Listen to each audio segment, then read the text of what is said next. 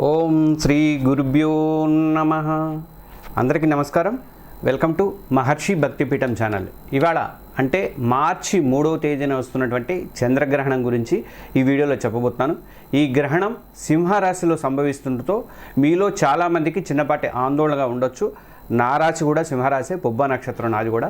అయితే సింహరాశి వాళ్ళు ఏవేవో జరిగిపోతాయని చెప్పేసి, ఇది చాలా గడ్డు కాలం అని చెప్పేసి రకరకాలుగా వింటూ ఉంటారు. సోషల్ మీడియాలో కూడా దీని మీద ప్రచారం అయితే జరుగుతోంది. మరి ఇందులో నిజమెంత? ఈ గ్రహణాన్ని చూసి మనం నిజంగా భయపడాలా అంటే అస్సలు అవసరం లేదు. శాస్త్రం ప్రకారం ప్రతి గ్రహణం కూడా ఒక మార్పునకు, ఒక కొత్త ఆరంభానికి సంకేతం. నిజానికి ఈ గ్రహణం భయపడటానికి కాదు, మన జీవితంలో అదృష్టాన్ని ఆహ్వానించడానికి ప్రకృతి ఇస్తున్నటువంటి ఒక అద్భుతమైనటువంటి అవకాశం. ఈ వీడియోలో చంద్రగ్రహణం 12 రాశుల వారిపై ఎలాంటి ప్రభావం చూపించబోతుందో వివరంగా చర్చిద్దాం. అన్నింటికన్నా ముఖ్యంగా సింహరాశి వారు ఒకే ఒక్క ఈజీ సులభమైనటువంటి పరిహారంతో ఈ గ్రహణ కాలాన్ని తమ జీవితంలో ఒక స్వర్ణయుగంగా కూడా ఎలా మార్చుకోవచ్చో నేను మీకు చెప్పబోతున్నాను. కాబట్టి చివరి వరకు శ్రద్ధగా చూడండి వీడియోని. అలాగే మన మహర్షి భక్తిపీఠం ఛానల్ని సబ్స్క్రైబ్ చేసుకొని ఆ పక్కనే ఉన్నటువంటి బెల్ ఐకాన్ కూడా ప్రెస్ చేయండి. ఇక గ్రహణం అంటే ఒక ఖగోళ, ఒక ఆధ్యాత్మిక ఘట్టం. ముందుగా మనం ఈ గ్రహణం ప్రత్యేకత ఏంటో తెలుసుకుందాము. 2026 మార్చి 3వ తేదీ పాల్గొన పౌర్ణమి నాడు, అంటే మనం రంగులతో జరుపుకునే హోలీ పండుగ అంటే ఇవాళే ఈ చంద్రగ్రహణం ఏర్పడబోతుంది. ఇది సింహరాశిలోని పుబ్బ నక్షత్రంలో సంభవిస్తున్నటువంటి కేతుగ్రస్త చంద్రగ్రహణం అనమాట. జ్యోతిష్య శాస్త్రంలో చంద్రుడు మన మనసుకి, భావోద్వేగాలకు కారకుడు. అలాంటి చంద్రుడు అగ్నితత్వ రాశి అయినటువంటి సింహంలో కేతువు చేత ప్రభావితం కావడం మన మానసిక స్థితిపై, ఆలోచన విధానంపై ఖచ్చితంగా ప్రభావం చూపిస్తుంది. అయితే ఇక్కడ ఒక ముఖ్యమైన విషయం గమనించాలి. ఇది ప్రపంచవ్యాప్తంగా సంపూర్ణ చంద్రగ్రహణం అయినప్పటికీ కూడా మన భారతదేశంలో చాలా ప్రాంతాల్లో ఇది చంద్రోదయం తర్వాత పాక్షికంగా అంటే ఖండగ్రాస రూపంలో మాత్రమే కనిపిస్తుందని చెప్పేసి పండితులు చెప్తున్నారు. భారత కాలమానం ప్రకారం ఏంటంటే గ్రహణం మధ్యాహ్నం సుమారు 3:21 ప్రారంభమై సాయంత్రం 6:48 ముగుస్తుంది. కానీ మనకి చంద్రోదయం అయిన తర్వాత సాయంత్రం సేపు కొద్దిసేపు మాత్రమే ఉంటుంది. అంటే ఆ గ్రహణ ప్రభావం అనేది మనకి కొద్దిగానే కనిపిస్తూ ఉంటుంది.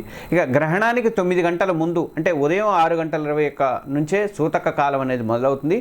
ఈ సమయంలో పూజలు, శుభకార్యాలు చేయకూడదని చెప్పేసి, ఆహారం తీసుకోకూడదని చెప్పేసి కొంతమంది చెప్తుంటారు. శాస్త్రాల్లో కూడా ఉన్నది.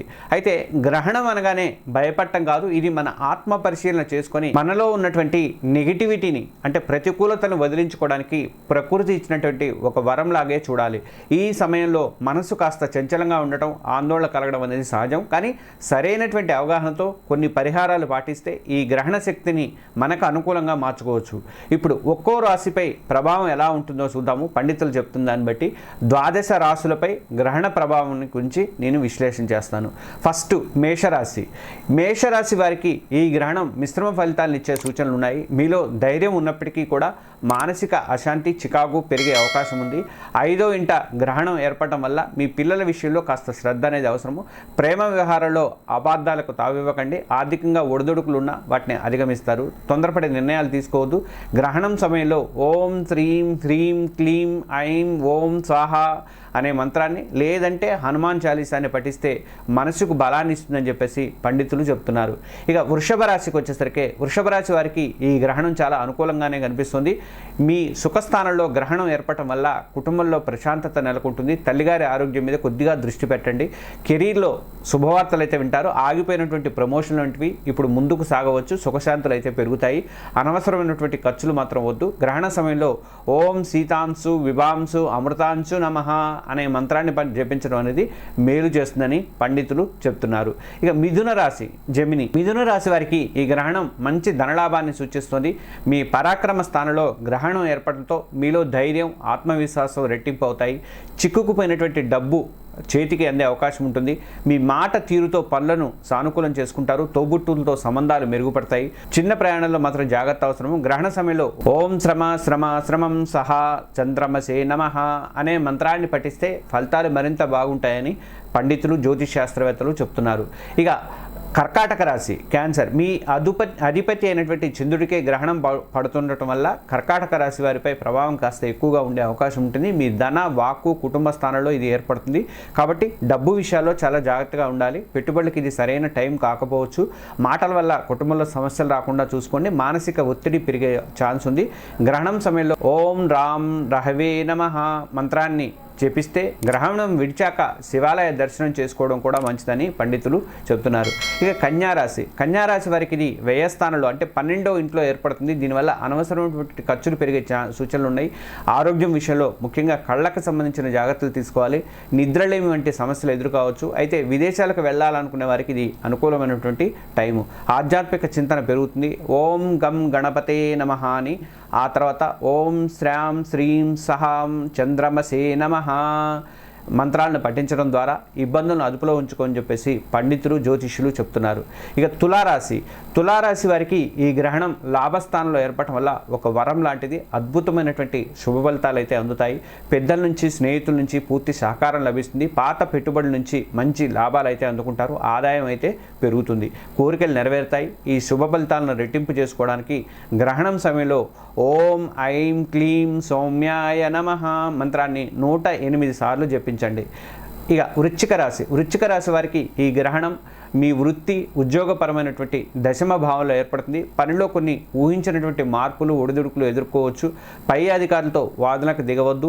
మీ కీర్తి ప్రతిష్టలకు భంగం వాటిల్లకుండా చూసుకోవడం ముఖ్యం. అయితే ఇదే సమయంలో కొత్త అవకాశాలు కూడా తలుపులు తడతాయి. గ్రహణం సమయంలో ఓం క్రం క్రీం క్రౌం సం భౌమాయ నమః అనే మంత్రాన్ని జపించడం వల్ల వృత్తిలో స్థిరత్వాన్ని ఇస్తుందని చెప్పి జ్యోతిష్యులు చెప్తున్నారు. ఇక ధనుసు రాశి వారికి ఇది భాగ్యస్థానంలో ఏర్పడుతుంది. దీనివల్ల తండ్రి గారి ఆరోగ్య విషయంలో జాగ్రత్తలు అవసరం అంటున్నారు.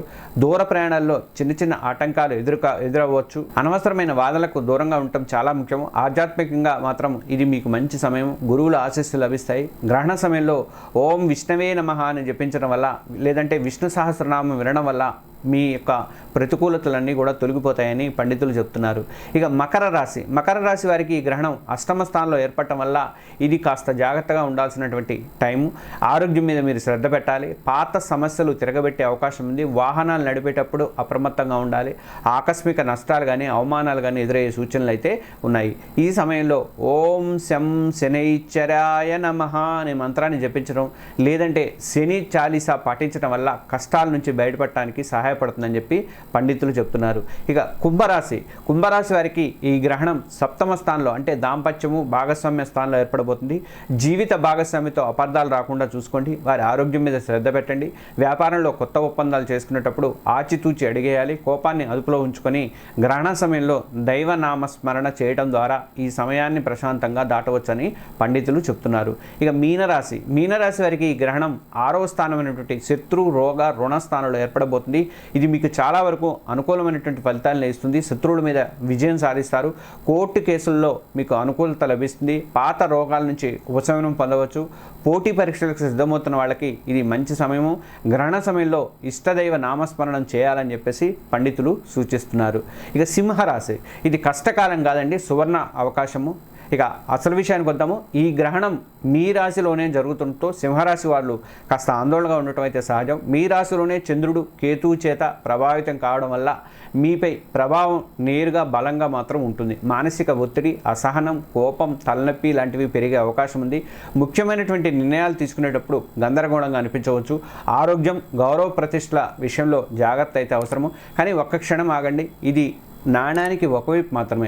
మరోవైపు ఈ గ్రహణం మీకు ఒక అద్భుతమైనటువంటి వరము. మీ అధిపతి సూర్యుడు గ్రహాలకే రాజు, ఆత్మకారకుడు. ఈ గ్రహణం సమయంలో మీలోని నిజమైన శక్తిని, నాయకత్వ లక్షణాలని బయటకు తీసుకురావడానికి ఇది ఒక పరీక్షా సమయం. మీరు మీ భావోద్వేగాలను అదుపులో ఉంచుకొని ఓర్పుతో వ్యవహరించగలిగితే మునుపెన్నడూ లేనంత కీర్తి, వృత్తిలో ఉన్నత స్థాయిని కూడా మీరు అందుకుంటారు. ఆందోళన పక్కన పెట్టి దీన్ని మీ ఎదుగుదలకు ఒక సోపానంగా మాత్రం చూడండి. సర్వజన పరిహారాలు అంటే అందరూ పాటించాల్సినటువంటి పరిహారాలు ఏంటంటే ఈ గ్రహణ ప్రతికూల ప్రభావాన్ని తగ్గించుకొని సానుకూల శక్తిని పెంచుకోవడానికి అన్ని రాశుల వారు పాటించదగినటువంటి కొన్ని సులభమైనటువంటి పరిహారాలను పండితులు ఏం చెప్పారో చూద్దాము. 1 స్నానం. గ్రహణం ప్రారంభానికి ముందు ఒకసారి, ముగిసిన తర్వాత ఒకసారి తలస్నానం చేయడం తప్పనిసరి. దీన్నే పట్టు విడుపు స్నానాలు అని అంటారు. ఇది గ్రహణ సమయంలో ఏర్పడినటువంటి ప్రతికూల శక్తిని శుద్ధి చేస్తుందని నమ్ముతారు మన వాళ్ళు. ఇక రెండవది ఆహార నియమం. సూతకాలం మొదలైనప్పటి నుంచి కూడా గ్రహణం ముగిసే వరకు ఆహారం తీసుకోవటం మొత్తము వృద్ధులు కానీ అనారోగ్య అనారోగ్యంతో బాధపడుతున్న వారు కానీ గర్భిణీ స్త్రీలకైతే ఇలాంటి వాటిలో మినహాయింపు ఉంటుంది. ఇంట్లో నిల్వ ఉన్న ఆహార పదార్థాల మీద దర్భగడ్డిని ఉంచడం అనేది మన సాంప్రదాయంగా అయితే వస్తుంది. ఇక మూడోది ఏంటంటే మంత్ర జపం. గ్రహణం సమయము మంత్రసిద్ధికి అత్యంత శక్తివంతమైనటువంటి కాలం. మీకు ఇష్టమైనటువంటి ఓం నమః శివాయ లేదా ఓం సోమాయ నమః వంటి మంత్రాలను 108 సార్లు జపించడం వల్ల మనసు ప్రశాంతంగా ఉంటుంది. ఇక నాలుగోది దానం. గ్రహణం ముగిసిన తర్వాత మీ శక్తి కొలిది దానం చేయడం కూడా చాలా ముఖ్యము. చంద్రునికి సంబంధించి బియ్యం, పాలు, వెండి, పంచదార, తెల్లటి వస్త్రాలు లాంటివి దానం చేయడం వల్ల విశేషమైనటువంటి ఫలితాలు కలుగుతాయని శాస్త్రాలు చెప్తున్నాయి, పండితులు కూడా చెప్తున్నారు. ఇక సింహరాశి వారికి అదృష్టాన్ని ఇచ్చేటువంటి దివ్యమైన పరిహారం చెప్తాము. ఇక నేను వీడియో మొదట్లో చెప్పినట్టుగా సింహరాశి వారు ఈ గ్రహణాన్ని అదృష్టంగా మార్చుకోవడానికి ఒక దివ్యమైన సులభమైన పరిహారం అనేది ఉంది. మీ అధిపతి సూర్య భగవానుడు. ఈ గ్రహణ సమయంలో చంద్రుడు బలహీనపడతాడు, కానీ మీరు మీ అధిపతి అయినటువంటి సూర్యుడిని బలోపేతం చేసుకోగలిగితే మిమ్మల్ని ఏ శక్తి కూడా ఆపలేదు. మీరు చేయాల్సిందల్లా ఒక్కటే, గ్రహణం జరుగుతున్న సమయంలో ప్రశాంతంగా కూర్చొని ఓం హ్రీం సూర్యాయ నమః అనే సూర్యభగవానుడి శక్తివంతమైనటువంటి మంత్రాన్ని వీలైనన్ని సార్లు, కనీసం 108 సార్లు అయినా జపించండి. లేదంటే మీకు వీలైతే ఆదిత్య హృదయం పారాయణం అయితే చేయండి. ఈ మంత్రం మీ ఆత్మవిశ్వాసాన్ని ఆకాశం అంత ఎత్తుకు పెంచుతుంది, ఆరోగ్య సమస్యల నుంచి కాపాడుతుంది, మీకు రాబోయేటువంటి ప్రమోషన్లకు మార్గాన్ని ఈజీ చేస్తుంది. చంద్రుడి వల్ల కలిగేటువంటి మానసిక ఆందోళనను సూర్యుడి తేజస్సుతో మీరు ఈజీగా జయిస్తారు. ఇది చాలా చిన్న పరిహారం, కానీ దీని ప్రభావం మాత్రం అమోఘంగా ఉంటుందని చెప్పి పండితులు చెప్తున్నారు. ఈ ఒక్కటి చేసే చాలు, ఈ గ్రహణం తర్వాత అదృష్టం మీదే అని అంటున్నారు. చూశారు కదా, మార్చి 3, 2026 అంటే ఈ రోజు చంద్రగ్రహణం విషయంలో మీరు భయపడాల్సిన విషయం కాదు. ఇది మనల్ని మనం సంస్కరించుకోవడానికి, మనలోని ఆధ్యాత్మిక శక్తిని జాగృతం చేసుకోవడానికి ఒక గొప్ప అవకాశం. ఈ నేను చెప్పినటువంటి పరిహారాలను శ్రద్ధగా పాటించండి. ముఖ్యంగా సింహరాశి వారికి కోసమని చెప్పిన ప్రత్యేక పరిహారాన్ని ఆచరించి చూడండి, ఫలితం మీరే చూస్తారు.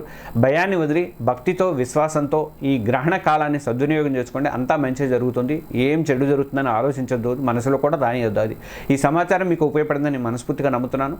ఇది పండితులు, జ్యోతిష్ శాస్త్రవేత్తలు, జ్యోతిష్యులు చెప్పినటువంటి నమ్మకాల ఆధారంగా మాత్రమే ఈ వీడియోని నేను రూపొందించాను.